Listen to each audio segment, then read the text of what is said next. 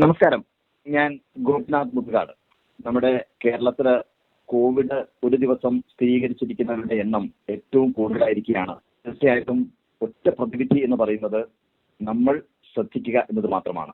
തികഞ്ഞ ജാഗ്രത, അത് മാത്രമാണ് പ്രധാനം. ഇവിടെ ബ്രേക്ക് ദി ചെയിന്റെ ഭാഗമായി ആദ്യം മുതൽ പറഞ്ഞിരുന്ന ഒരു കാര്യമുണ്ട്, SMS എന്ന് പറയുന്നത് സോപ്പ് ആൻഡ് സാനിറ്റൈസർ, നിർബന്ധമായി മാസ്ക് ഉപയോഗിക്കുക, അതുപോലെ തന്നെ സോഷ്യൽ ഡിസ്റ്റൻസിങ് കീപ്പ് ചെയ്യുക.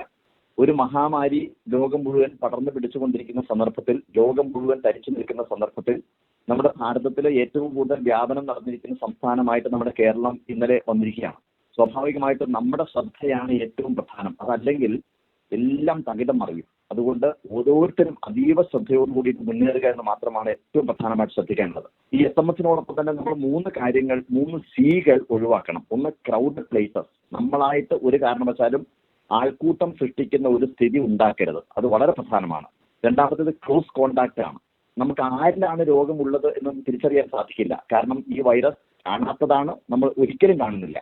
അതുകൊണ്ട് തന്നെ ആരിൽ നിന്നും രോഗം പകരാമെന്നുള്ളൊരു ബോധം നമുക്കുണ്ടായിരിക്കണം. അതുകൊണ്ട് ക്ലോസ് കോണ്ടാക്റ്റുകൾ നിർബന്ധമായിട്ടും ഒഴിവാക്കുക.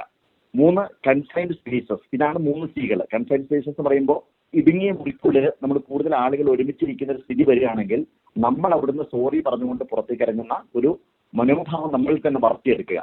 തൽക്കാലത്തേക്ക് ഇത്തരം കാര്യങ്ങൾ നമ്മൾ നിർബന്ധമായും ശീലിച്ചില്ല എന്നുണ്ടെങ്കിൽ, നിർബന്ധ ബുദ്ധിയോടുകൂടി സ്വീകരിച്ചില്ല എന്നുണ്ടെങ്കിൽ, ഒരുപക്ഷെ നമ്മൾ പ്രതീക്ഷിക്കാത്ത തരത്തിലേക്ക് ഇതിന്റെ വ്യാപനം കടന്നു കയറുകയും നമ്മൾ ഒരിക്കലും പ്രതീക്ഷിക്കാത്ത വിപത്തിലേക്ക് പോവുകയും ചെയ്യും. അതുകൊണ്ട് നിതാന്ത ജാഗ്രത തന്നെയാണ് ഏറ്റവും പ്രധാനം.